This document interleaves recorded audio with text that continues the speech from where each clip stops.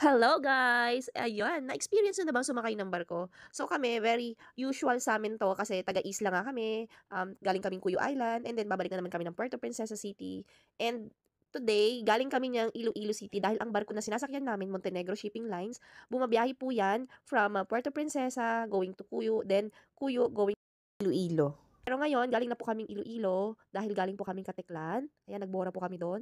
So from Katiklan nag-Iloilo po kami and pagdating namin sa Iloilo, sumakay agad kami ng barko, ayan sobrang haggard ko, sobrang pagod sa biyahe.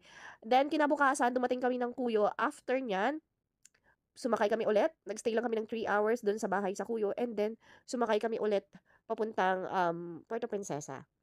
So ayan, 'di ba grabeng biyahe namin. Enjoy and travel while we can. Kailan pa kami magta-travel ng ganito kung hindi na namin kaya at uugod-ugod na lang, 'di ba? So ayan, travel-travel na kahit na magbabarko, at least ma-experience din ng anak ko. So ito na yung time na bumaba kami ng Kuyo, ayan. So ang dami ring pasahero from Iloilo and then mamaya babalik kami, papunta na kami ng Puerto Princesa. So mag-stay lang kami ng 3 hours diyan sa Kuyo and then going to Puerto Princesa na yung barko sinasakyan namin. At enjoy naman kami kahit sobrang pagod dahil danamnamin namin ang aming bakasyon bago magpasukan sa school.